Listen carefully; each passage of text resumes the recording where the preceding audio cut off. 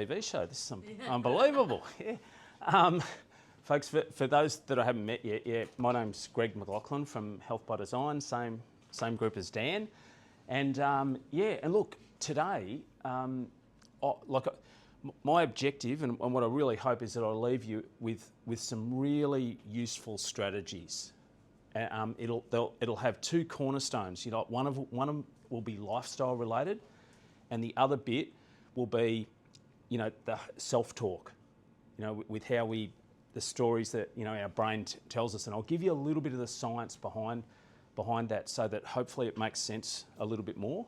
But yeah, we'll jump into it. And look, I don't know if you can see those stats there though, like that over the course of a lifetime. So these are from Beyond Blue. 45% of people, you know, will end up with a diagnosed mental illness. So that's almost 1 in 2 of us. So this is why we became so passionate about, you know, trying to get proactive with it, because I honestly think mental health still fits in the category of almost like things like back injuries and everything were 25 years ago, where we'd wait for someone to get injured and then we'd put them into rehab. And there's a little bit of that at the moment with mental well-being. And again, you'll see in a little while, and there wouldn't be hardly any of it, none of us in the room wouldn't have a family member, ourselves, or whatever that has had, you know, some mental health issues. So it's just so pertinent. And you'll get an understanding today with the presentation of why that second stat is there, that 54% of those diagnosed don't seek treatment. So again, the proactive thing is so critical, because, you know, people can very easily get to an overwhelmed level or a level of hopelessness where they go, oh, you know, it actually just seems so hard to actually, you know, follow up and get the, you know, the treatment side of things happening. So you'll get a bit of the science behind that. But I keep pressing the wrong button there. So yeah, so you can see why we really think it's so critical to get proactive. I'm going to touch on a couple of those cornerstones that I talked about, or those key pillars, and then we'll expand them out a little bit in the ongoing slides. The first one, just with lifestyle. How many people have gone for a walk or done something in the yard, the gardening, anything like that, and you've felt more relaxed? Yeah, absolutely. So to give you the science behind that is that when you do that, like even if you were to go for a 5-minute walk out one way and 5 minutes back, it actually changes brain chemistry. So what that actually is there, that's a neuron, and all of us have got billions of these in our brain, and it's basically our transmission system that you know, creates all the messaging. And what they know, you know, from the research is that there's a couple of critical brain chemicals that really affect mood. And you may or may not have. How many people have heard of dopamine? Serotonin? Yep. Yeah. And you know, and it shows you how far it's come. If I asked that question 25 years ago, people go, huh? What language are you talking? But it's out there a lot more.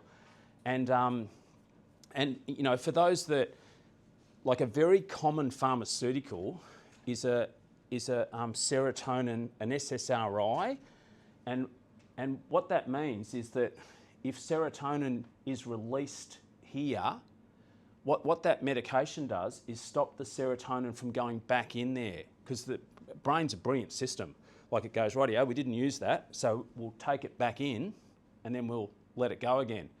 And what that actual drug does is stop that reuptake there, so that it's trying to basically maximise the chances. It goes, right, we want to leave all that serotonin out there, and away we go.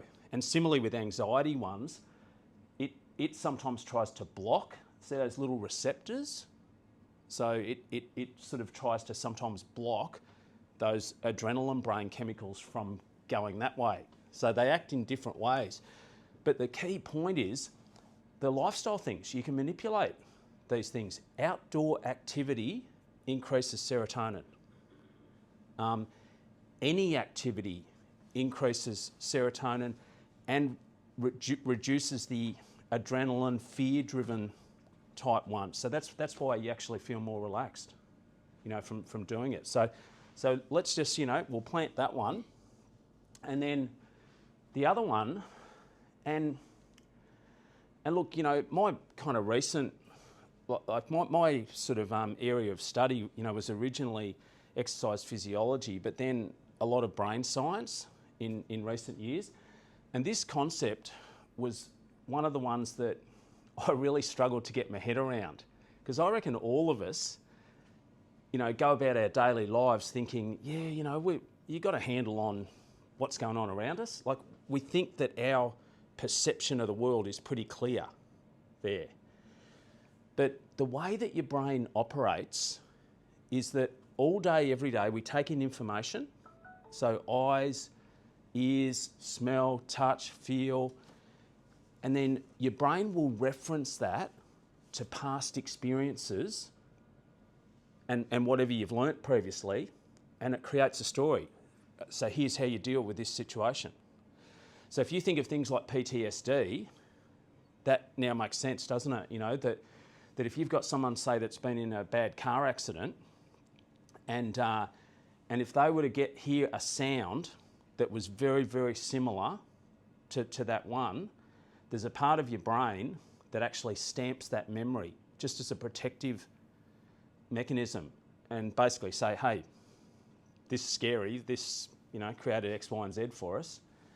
So you can sort of see how our brain creates stories to try and help us navigate what's in front of us. But the bit that I would, kind of challenge all of us on is, has anyone ever been to like a social function where you couldn't help create an opinion about someone that you'd never met? Yeah? All right. And often it's just how they look, how they sound. Go, oh, gee, they're pretty loud, or they're obnoxious, or, whatever it is. And then every now and then you might get the chance to meet that person and go, gee, okay, I didn't get that right, sort of thing. So our brains will do this all the time. So the reason I plant that seed now is that this is so critical. Is that, and this is the idea around challenging your self-talk, is that sometimes the story that your brain is telling you is actually not correct. So it's just a good one to keep, and that you can actually manipulate it a little bit. Yeah. And this is more critical, just background information. And I'll talk about this part of it first.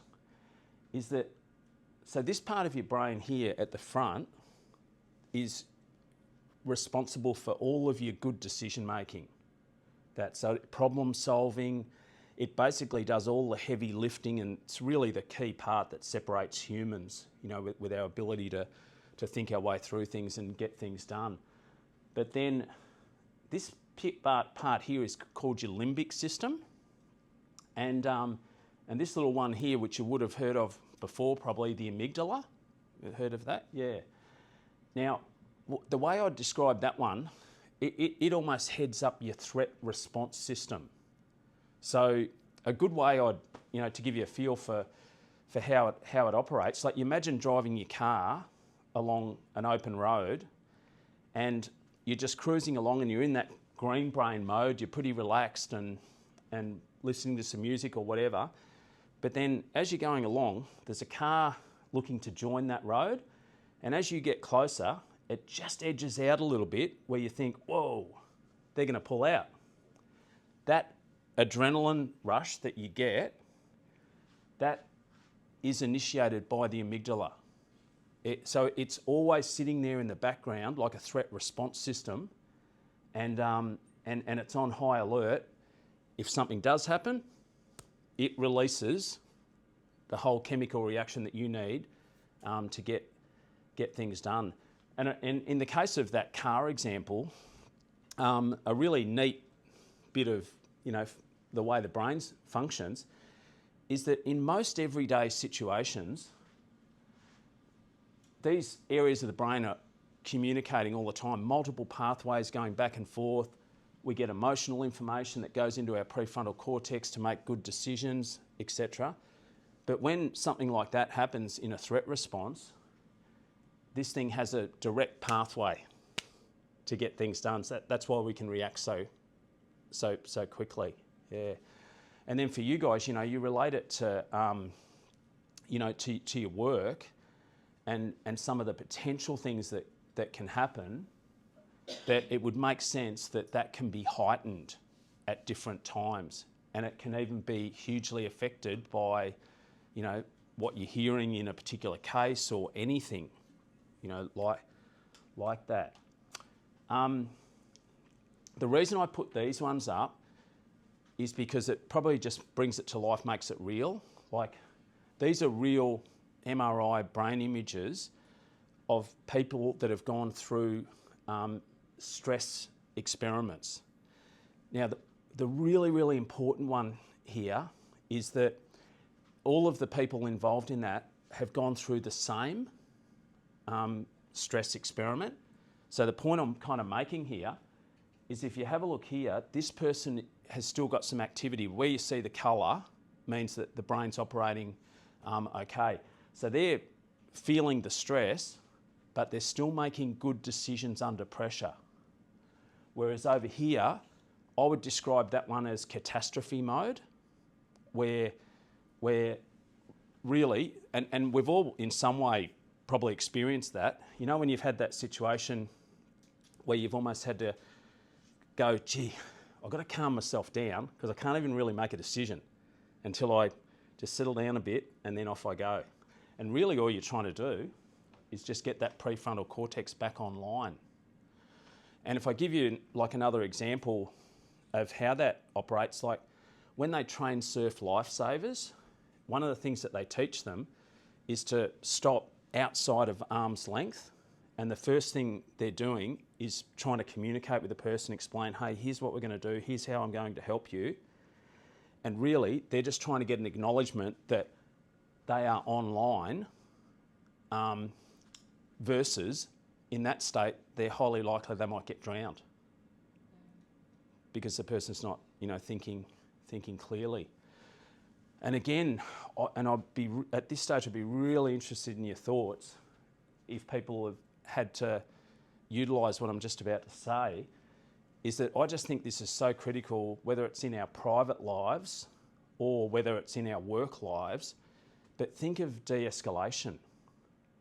Like, if you've got someone and that whole emotional system is getting more and more out of control, as that goes further and further, they're not going to make good decisions under pressure. So that's really the science behind like de-escalating situations, because you're going to get much better decision making if we can have that.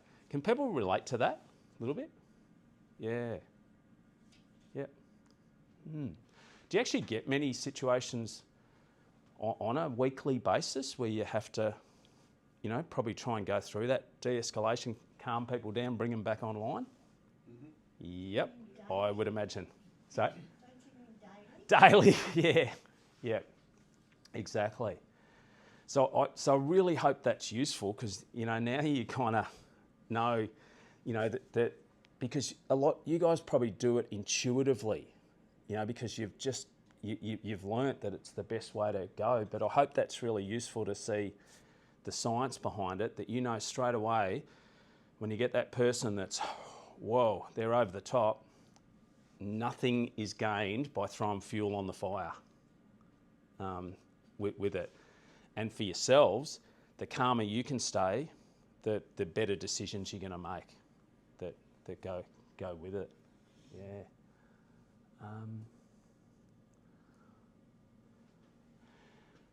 So the bit that I just wanted to, because this is almost the scary bit health-wise, before I kind of give you how the solutions sort of help it a little bit. But I suppose as a prelude to this, the really key message is that relaxation or strategies to bring, to balance yourself out a bit are so critical there, because this stress response system is brilliant. It's a great system, but it was designed to be used in short bursts. And then we recover, then we go again, etc., etc. But so when I talk about this, that's the key word. Like the one you don't want is just the uncontrolled, where you're actually not doing anything to relax that system and give yourself a chance. So when you've got uncontrolled stress, and this is really fired up all the time, you look how that nervous system is connected. So from your, brain, nervous system, peripheral nervous system down here. That's why you hear all these things about brain health, gut health connections and things like that. And I'll just sort of go through a couple of them. And one of the key, has everyone heard of cortisol as well? Yeah. You guys are all over this stuff. Is this Dan's good work? Putting it out there, or you've just learned it. To give you a little bit about cortisol, because I don't want to paint it completely as the bad guy, because the good thing about cortisol is when you wake up in the morning, you get a little squirt of it that basically wakes you up. So it's part of that sleep-wake cycle where it gets you up and about and going for the day. But what it also does is, if you have uncontrolled stress and your adrenal system has just been hammered repeatedly, cortisol will come in as your backup there. Has anyone ever been on a holiday and got sick? Oh, I have. Yeah. Go on holiday to get sick. Oh, I know. There you go. That's a fair point. And look, so again, the science behind that is, like you see how up here, weakened immune system. So what actually happens, so you think about the holiday scenario, you're going about your normal work, in the background, you're kind of planning the holiday out, et cetera, and you might be trying to finish things off at work. But the long and the short of it is that you're probably doing a bit more than you normally would. And there's a bit more, pressure or whatever to get things organised, get things finished. And so you end up with this almost bit of mini adrenal burnout. Cortisol comes in as the backup. It backs up your adrenal system. But when it's doing that, it's like an emergency response situation. So all these other things take less of a priority. And one of them's your immune system function with it. So, so that's one of the fallouts. But then when you get away on the holiday and your system finally sort of relaxes a little bit because you haven't got the other pressures, then your body goes into repair mode. And that's why we get sick with it. So, good thought pattern. So you need a second holiday, that's it. Yeah. So, see that stuff there? What would you normally associate that plaque build-up on an artery with? Cholesterol. Yeah, yep, spot on. And normally, Oh, what about it? and it was funny, like when some of this research first came out, you thought, I wonder if this is real, because and then we waited to see the repeated research with it, because like you guys just said, normally it's dietary choices or it's the balance of our good cholesterol and our bad cholesterol being out of whack that will cause that build-up to go with it. But in this situation, they're really just talking about that amygdala system, the cortisol release, the uncontrolled stress, that one of the things that occurs is that these parts of our immune system that are responsible for blood clotting. So it's hardwired into us over thousands of years. So it's right back to the whole caveman day things, that we're under pressure. We will release more of these clotting agents into the blood just in case we get attacked, and we're all set up for it. But what it does, create extra plaque buildup. So cross benefits. So that's part of the science, kind of linking heart disease into this whole uncontrolled stress scenario. So, and in our work, we come across a lot of people that are doing a lot of the right things, maybe exercise-wise, nutrition-wise, but they haven't got the stress control mechanisms in place, and they can still end up, with a bit of this. So, again, I told you this bit was going to be scary. Yeah.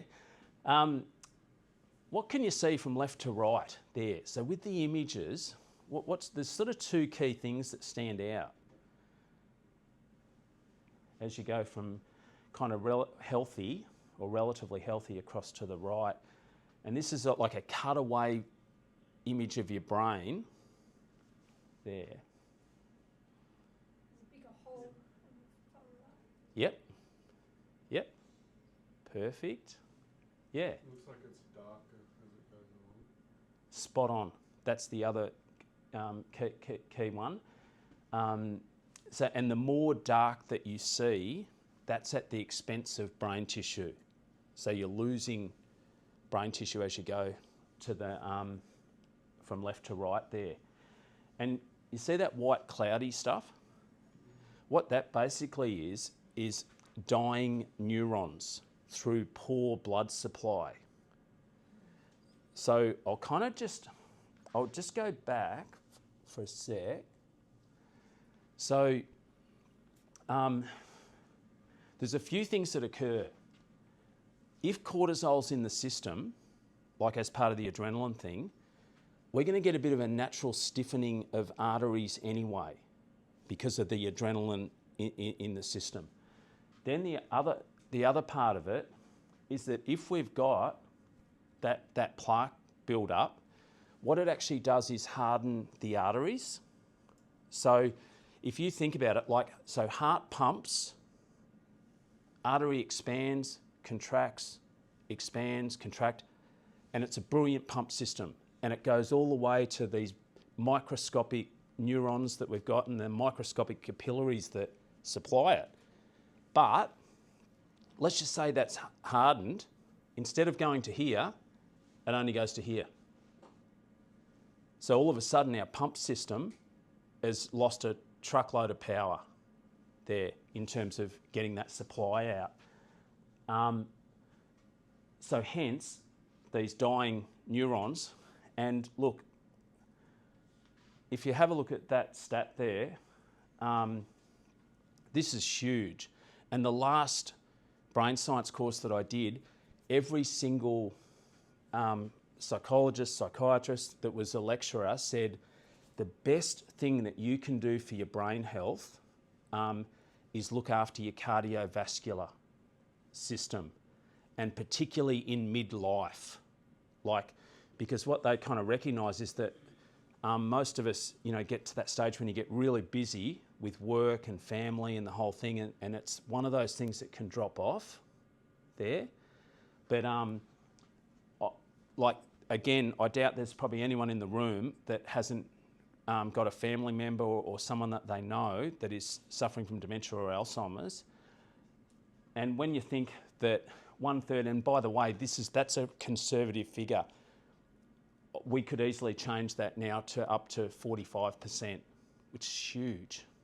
So sometimes there's so much we can't do to prevent dementia, but this is hugely within our control. Yeah.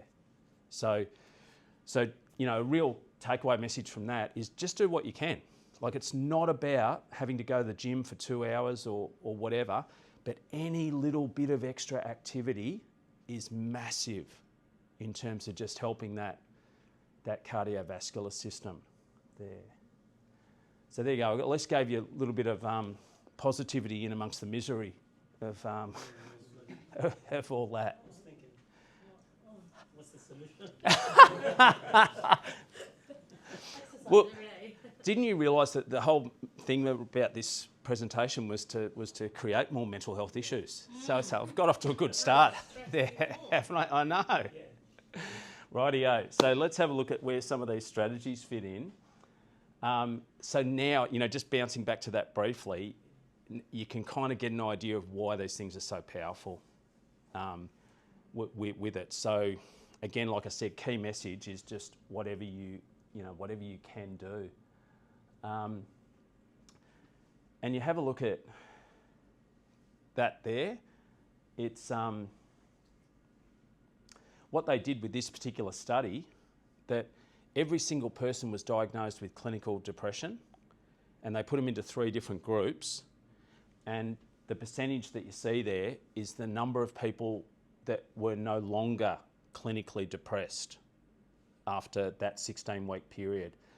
And you can sort of see where that's going, that exercise alone was almost as effective as medication. And the other thing that I would put with the medication is that's if it's the right one, because anyone that's been on any sort of mental health medication realise that sometimes there's a trial and error aspect to it, because everyone's wired a bit differently. So that synapse that I showed you before with the little brain chemicals, that people are so different, with all that. It's not like just, filling up oil in your car and water, etc. So that's why you get that bit of trial and error. But this cuts across everyone there. So, and similarly, the mood benefits, like we touched on that with that first question, where everyone said, and that can last up to 12 hours. So it's a really, really good, just short-term mechanism. If you're having a bad day, like trying to force yourself to, and the bit that I would say is just aim for a little bit, because often you might be sitting on the couch, oh no, I just can't be bothered, or because you're already a bit deflated from maybe the stress of the day. But if you just say to yourself, you know what, I'm actually just going to walk 5 minutes out, 5 minutes back. And if that's all you do, that's fine. But what you'll find most of the time is that you'll get out there and you'll kind of walk for 5 minutes. Yeah, I'll just go a little bit further and come back. So it's a good way of almost tricking yourself to, just say, hey, I'll just do it because it's only going to be 10 minutes. Yeah. And there's that one that we had there. And then, just see. So you have a look at that. How do people go with their sleep? How many people would get 7 hours sleep? Not for me. No? How many people would get less than 5? Yeah? Yeah? But I like kids though, that's different. Because of the social media, the TikTok and other Instagram stuff, so Scroll. we all get used to take our phones in the bed and then Distractions. the distraction. Yeah. That's the reason for me. Yep. You're It's right. less than 7 hours. You're right. I don't think it's ever been harder Yeah. to try to manage, and we'll kind of talk about a few of them, but yeah, you see some of these bits and pieces here, and everyone can also relate to that one. Like I'm sure everyone will put the hand up to say when you've had a really bad night's sleep, you know that you basically snap a bit quicker, Yeah. don't you? Yeah. And you just haven't, these ones just don't get replenished properly, and particularly like that dopamine, serotonin. So you end up with this imbalance, because just one of the little things that happens with sleep deprivation is that your brain short term injects more dopamine in. And it does that so that, because dopamine's your one that deals with motivation and the ability to have the get up and go and get things done. So your brain recognises that, whoa, we're not going to get through the day if we don't prop up the system. But you can't keep doing that day after day. Again, it's designed as a short-term survival thing, not a long-term strategy with it. So that's why it kind of compounds there. And the other one is serotonin's replenished, and that's your one that is related to feeling content, happy, relaxed there. So all of that occurs. And then, so you can see how you get that link. Like, and again, probably that biggest link, remember how I said the lack of sleep ramps up dopamine? If that keeps happening repeatedly, then you've got the cortisol response. Because the brain says, whoa, you know, we're having to kind of prop up the system every single day. And then we get the cortisol bit that comes in. So we go back to what we talked about before. So that's the link in with sleep. And That's a lot, 200%. I know. Oh my God. Are you motivated now? Me, I love sleeping. It's just someone look after me. And also, I think it's with the time when you sleep as well. So if Yeah. you sleep between 10 to 4, it's different kind of quality sleep. But if you sleep less than, like, let's say midnight, and even if you sleep for 8 hours, it won't be the same as Same quality. 10 to 4. Yeah. Yep. It's the quality sleep as well. It really, it is. And, you know, some of the, because see, a lot of the sleep research is relatively new compared to others. And one of the things that's been really interesting in recent years on that note is that the back end of your sleep is really critical. Like, so that almost last, so let's say if we divide it into, you know, let's just say the perfect scenario of 8 hours sleep, that the last 2 hours is worth a hell of a lot more than everything else. And the 2 hours before you wake up? Yep. Really? Because you end up with a heavy REM sleep. Because have you ever noticed how you'll dream a lot more just before you wake up? Yes. Yeah. So what they believe that is the brain rebooting.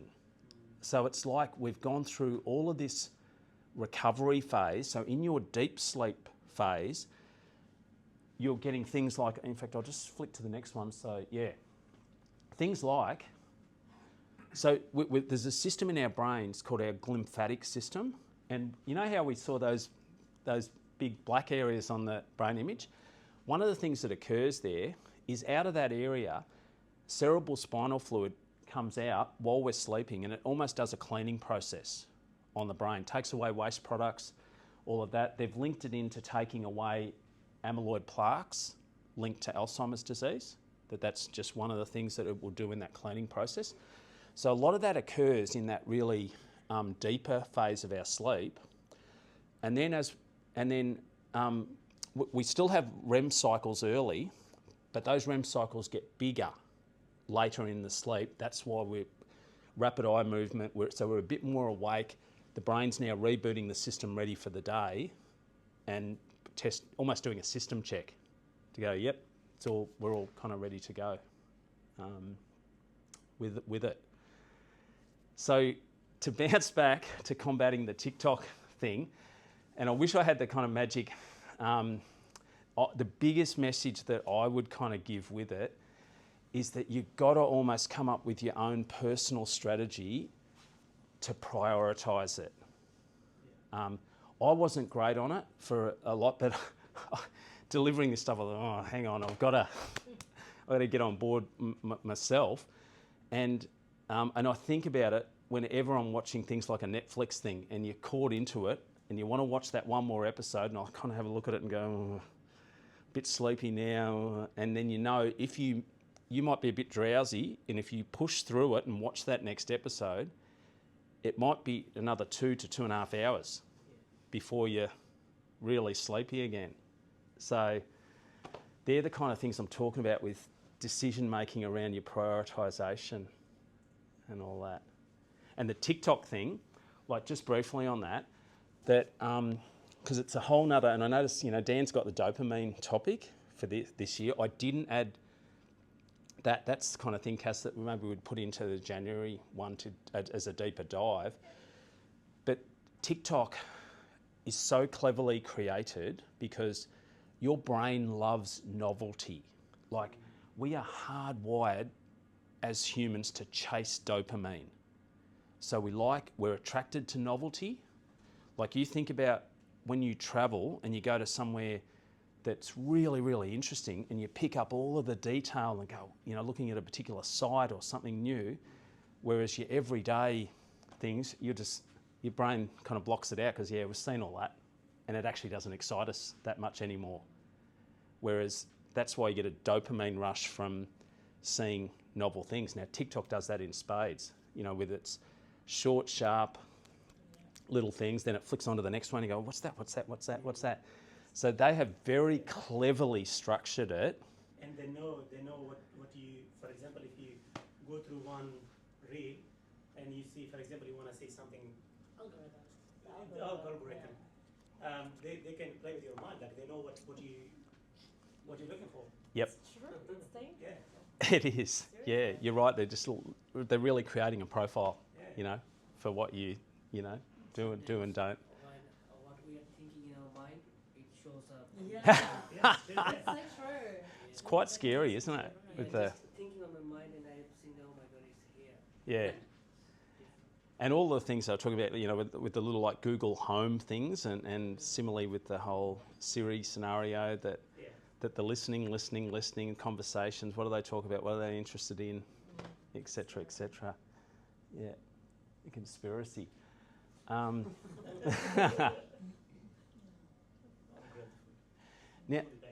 no worries. See those figures there? Do they surprise people at all? I know they did for me when I first saw it. Like I thought, wow. You know, I would have understood there was a connection, but if you were to tell me that loneliness was going to increase, you know, the likelihood of depressive thoughts by that much, by, you know, 4.5 times, or the actual effect on well-being. But again, just to give you the science behind it, it's this red brain, green brain thing. So if you're in that relaxed green brain state, that means you've got greater certainty and all that. So and safety. With certainty goes safety. So again, think about how we're hardwired we were hardwired to connect with people. Like human connection is critical to actually feeling safe, sort of thing. So being better connected means less of that. Being disconnected means more of that, which you've already seen the science behind it. So now those stats make a bit more sense with it. So again, I mean, what are some of the things people do to try to maintain connection? And can I just say, work's a big part of it too. Like, it's huge. Myself and Dan were in Sydney last week with a series of health expos, and I always remember one of these places. It was Blacktown Council in Sydney, where we went to just after COVID, and the guys that worked in the depot, so many of them said their mental health deteriorated because one of the things they really looked forward to was coming into the depot each day, getting their job sheet, but just sitting there having a coffee, little bite to eat, chat, bit of banter, and then they'd hop in their trucks and off they go. But in COVID, they had to come and get their job sheet and just go. And they really, really missed it because it was a big part of their actual social connection. Yeah. But yeah, what are some of the things people do outside of work to kind of maintain some social connection? Call instead of text. Yeah. Yep. Because you're right, we've become a real just texting thing, haven't we? Yeah. And people are almost shocked sometimes to get a call. Whoa, yeah, what's this? Yeah. Yeah. Oh my god, coffees at cafes, shopping centre. Yeah, perfect. And when you see people at the cafes, they're all on their phones as well. So You're right. Like sometimes, I've so many times seen families out at dinner. You know, it might be a family of 4. Every single two kids, just everyone's on their phone. You think, well, hang on. I think sport's a big one, probably for a lot of people. Yeah. Yep, you're right. It's huge, and whether watching or because see the other thing, even with sport, you think about it, like if you support a particular team, you're connected. Even if you don't know the other supporters, it's kind of like a connection point into it. My team, Collingwood, gets a bit of a bad rap on, you know, some of the people I'm connected with, but, you know, I'm happy. I'll go with it. And look, what I just thought I'd, you know, just give you an insight to is, and these came out from Gallup, they're US figures, but they relate to Australian figures as well.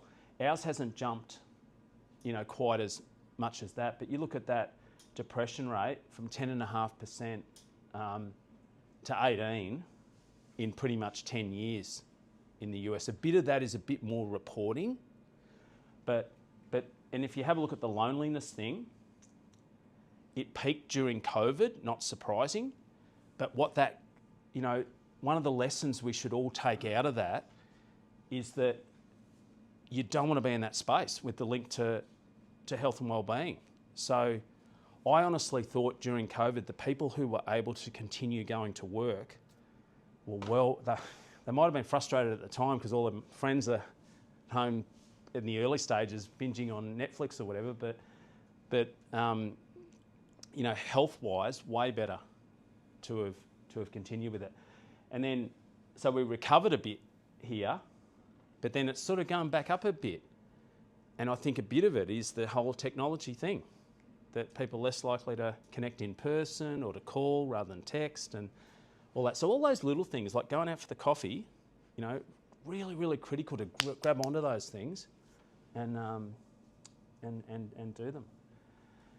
And I'll only briefly touch on diet because I know we have a bunch of topics with it, but one of the reasons, so this is a Mediterranean diet, like most of the studies around improvements in mental well-being are linked to the Mediterranean diet. And really probably the backbone of why is that it balances the brain chemistry way better. Like, you know, we know that, because just one little rule, if these two guys are competing, serotonin and dopamine, this one wins.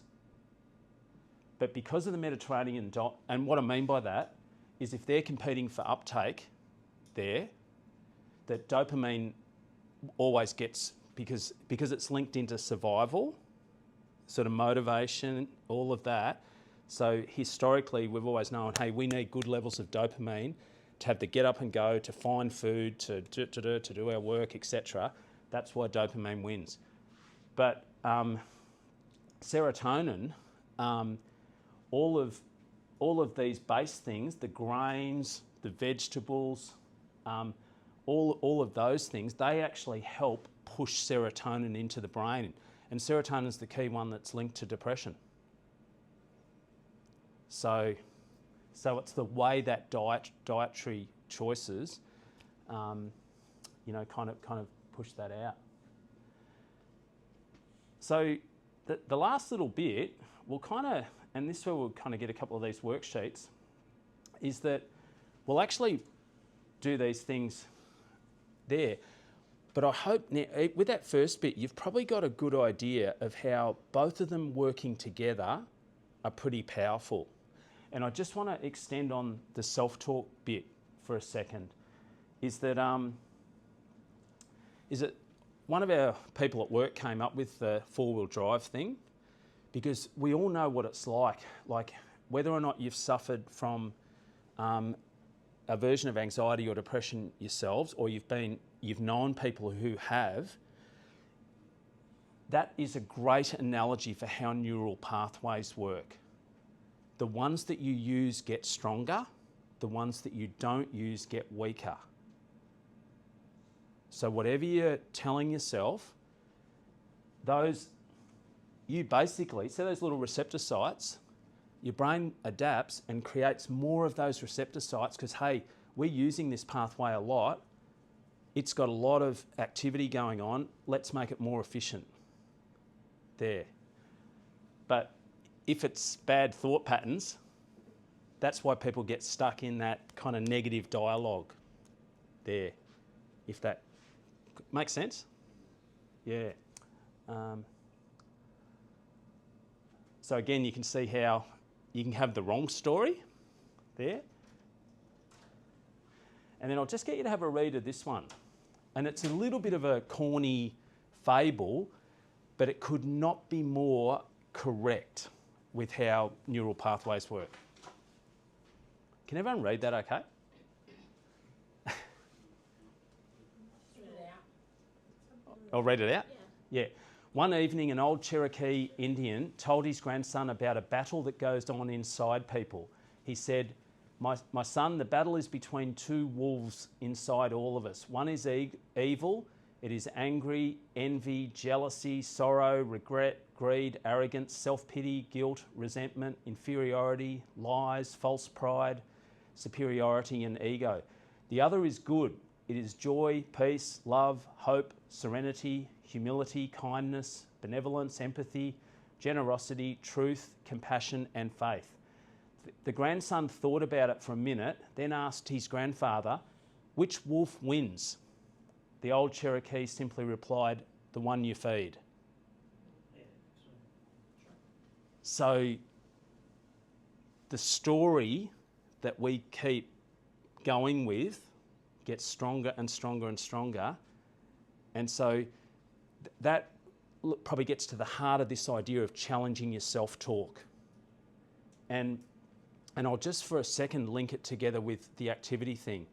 Can you imagine if you were to go for a 10-minute walk, when you go for that 10-minute walk, you're decreasing the fear-driven brain chemicals, you're increasing serotonin, so you're actually in a better headspace to actually challenge the story. So it's a good time to kind of work your way through, is this really as bad as it, seems, or what could be a little bit better, with doing it. So it ties in nicely.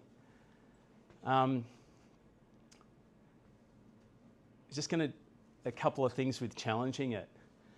And I'm proud to say I implement these things myself. I'm horribly impatient is the worst thing with me. And so I used to get really frustrated with this. Definitely frustrated with that. And then, but almost knowing the science behind that, and that's why I say it's logical. Like, I sincerely hope that one of the key things that you walk out of here with today is to know that if you are feeling any of those ones over that side, like up here's the anxiety ones, angry, frustrated, all of that. Down here's defeated, hopeless, the depressive type ones, that if you're feeling those, they're red-brained there. And if you let yourself go down that pathway, have you ever noticed how it escalates? So you start to get a bit frustrated, and that bit that I was just talking about, how the neural pathways get stronger,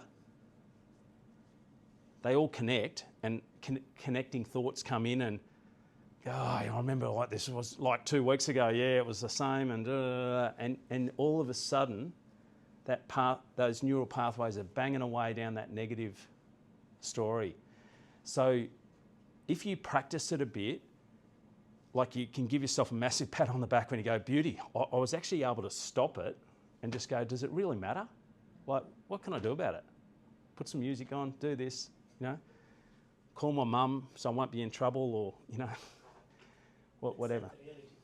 So, Accept the reality. If you got in traffic, just let it go. It is what it is. You can't change it. you can't change it. No, exactly, and that's a key. Yeah. Now, I just wanted to kind of relate this one to, in fact, I'll just go back. Oh. Yeah, so with those ones there, a really key point for good mental health is that it's okay to feel all of those things. You just don't want to stay there, sort of thing. So I'm just going to get you to do a little exercise on this next one. You've got one of the sheets. what I want you to do is just, on that one that's got this version of the wheel, put a little mark for each of those emotions that when you feel those, how intense is it? Is it a 5 out of 10? Is it an 8 out of 10? In that? So imagine, so you got 0 in the middle and you got 10. So just mark it, like if when you feel that, you generally are a... Are we talking about now? How are we feeling now? Um, How angry am I feeling now? No, do it in general when you feel that emotion. Like, Depends on the scenario, though. I know, It but says just, rate your current emotions. yeah, well, let's do it over the course of a week, sort of thing. Okay, sure. Yeah, I've got to think about that. yeah. You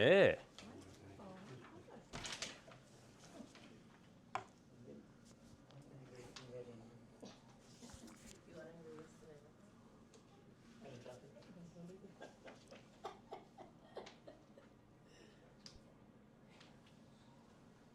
Is 10 good or bad? What's that? Is 10 good or bad? Fine. Oh, 10 is... There's no wrong answer. No Oh, wrong you know, answer. 10 is the worst, Maximum. maximum? Yeah, yeah, Like that's really the. scared? Yeah, 10 would mean that, yeah, when I'm happy, I'm kind of, you know, jumping up for joy and you're over the moon, or, you know. Whereas if you're halfway. Got a spare one for you, yeah, no worries.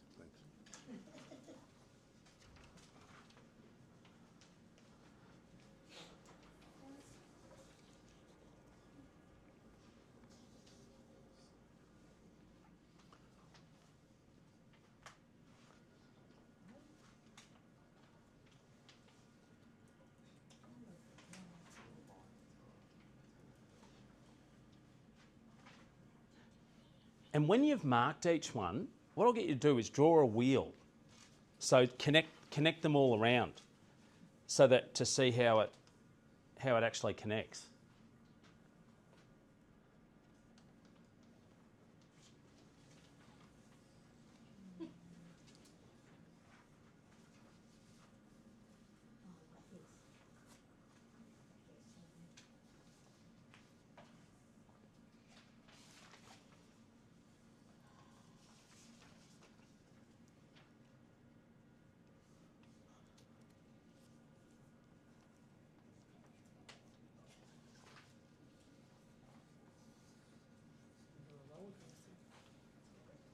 What's that?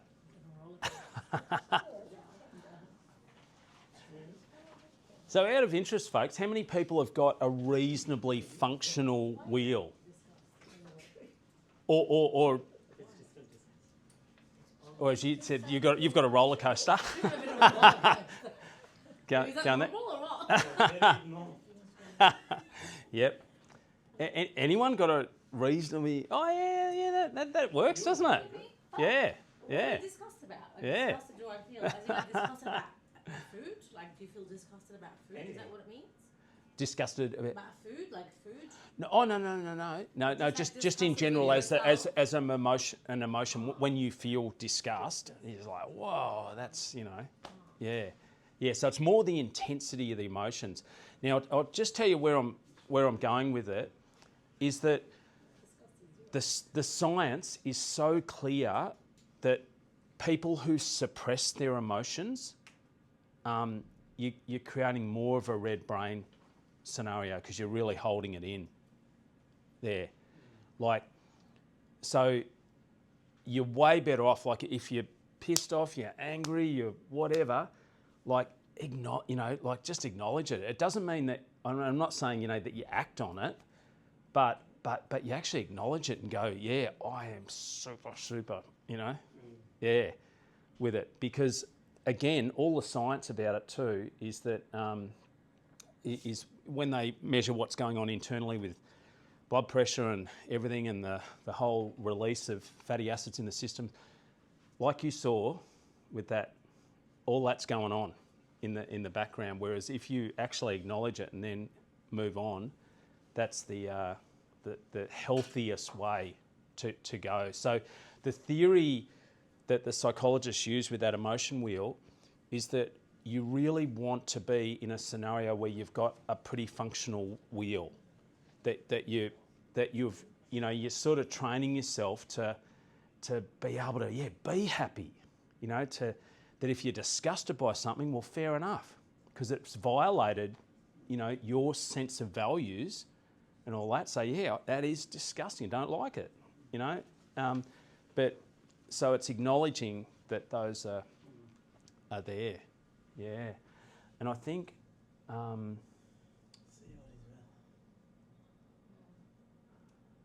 Because the other bit that I'll just talk about with that is just that this idea around labelling and versus ruminating.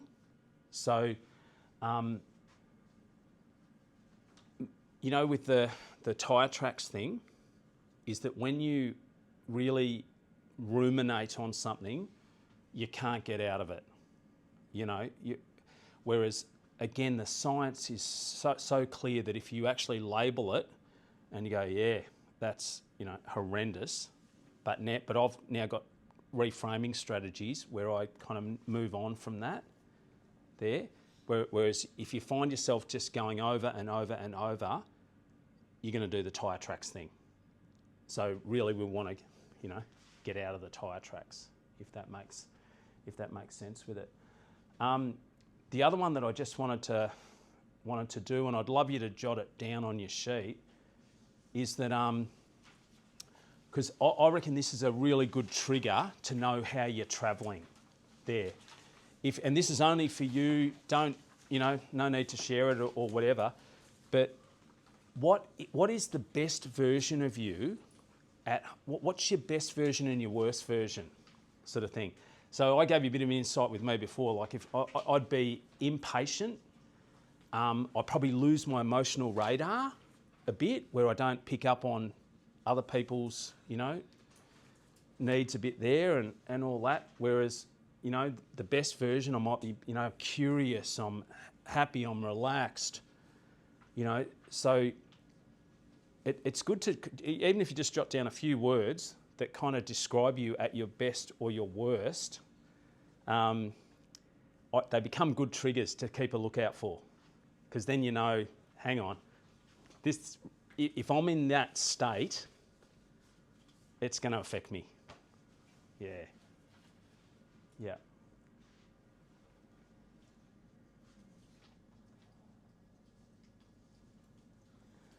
Do you want us to do it now? Jot them down if you. But okay, if you've just got them in your mind is also fine. Yeah. My wheel looks like a bow tie. Oh, like a bow tie. There you go. Perfect. I can read it. Oh my gosh. And I think you brought that one up earlier, didn't you? With this, what you can do something about versus what you can't. Yeah, because folks, this is another huge strategy that I'd really love to, is a big takeaway from today. Like if you walk out of here and you think, when you're confronted by a tough scenario, that what you want to do is you want to increase the circle of the ones that you can do something about, and you want to decrease what you can't do anything about, that concern there. Because if you think about it, right, if you've got things like the traffic that you cannot do anything about, that equals frustration. Yeah. There, that you've got no control over. Whereas the things that you've got control over give you greater certainty, and you go, beauty, I can do something about it. When they've measured people under stress, the ones that are in a stressful situation where they've got some influence on, they cope with it much better. But if you're in a stressful situation that you've got no influence on, you don't. There. So it's a good one to try to almost do an audit on the stuff that you worry about, and you're just trying to think, well, hang on, what parts of it can I move from from there into there. And there might be just some parts of it. And one thing I'd just say off the bat, it's often like our attitude or how we've always in control of that with how we approach it. There, we've always got that. Even in the worst of situations, that we've got control of that. How many people have heard of Viktor Frankl? Yeah. Man's search for meaning. Perfect. Yeah, that's exactly it. And so Viktor Frankl, Holocaust victim, lost his entire family in the concentration camps. While he was in there, he gradually wrote Man's Search for Meaning. And the biggest thing that he noticed was the people that survived were the ones that clung on to some sort of hope, that had a reason, and really effectively what they had done was just kept feeding that bit of that green brain thing. Whereas he said the ones that perished were the ones that just totally went down that pathway. And he just said that even in the most dire of circumstances, you always had some choice, because you had the choice of how you reacted to it there. And for him, it was the whole thing about, writing that book and the whole bit there. But when you think about it, like he was living that 70 years ago before any of the research came out, but he observed it in action, like how it affected, people's health. So I will, in the interest of time, I'll leave you with the that worksheet that has that. But I just wanted to also add, these are two really good strategies when you're debating a story. Because remember how I said our brain's a storyteller, and often my story is different to Kaz's story, or to Dan's story. So my version of it. So it's a really good strategy to, if it's a personal thing, really dig into the other person's viewpoint on it, so you can actually understand it. Even the process of doing that relaxes the brain. And as does this, is looking at, well, what are the different ways that I can look at something like that? Like, again, we know from those brain scans that just doing that is actually is huge.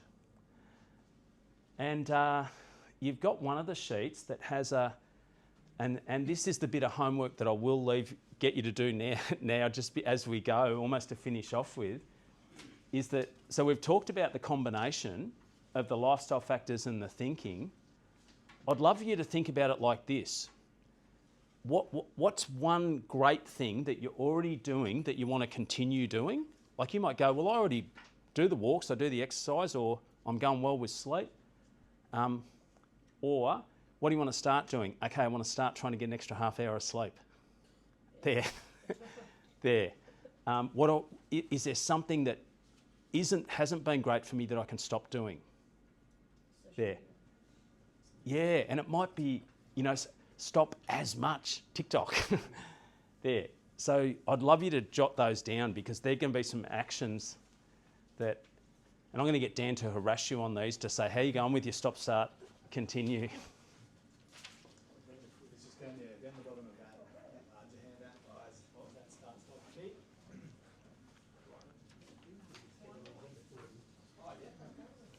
Yeah, have you? Oh yeah. So it's that one. Sorry, folks. It's the one down the bottom of that one. Yeah, that's got the. I'll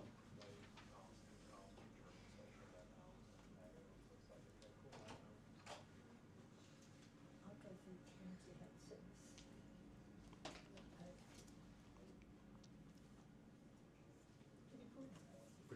Drink more beer before bed.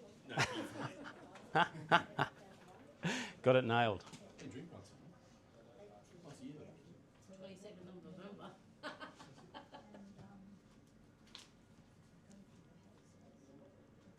What would be an example of continuing? What do you think what do you currently do that kind of maybe balances your brain chemistry really well, that from a lifestyle perspective, or from a way that you go on the story, the self-talk, the thinking, you know, is there something that you do really well that you can keep doing?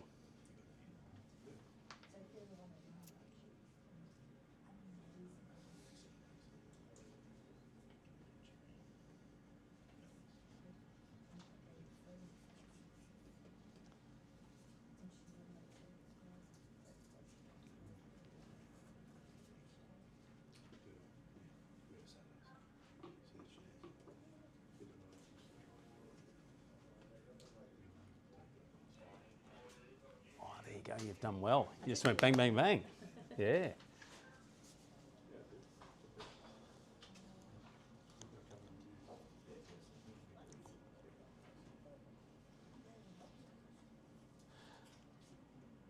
So, folks, I know we covered a fair bit there, and I probably, in some ways, apologise for going over so much, but I hope there was a little bit of different stuff in there that you hadn't come across, and really, what I really wanted to do was to give you a bit of the science and the solutions behind those two key pillars.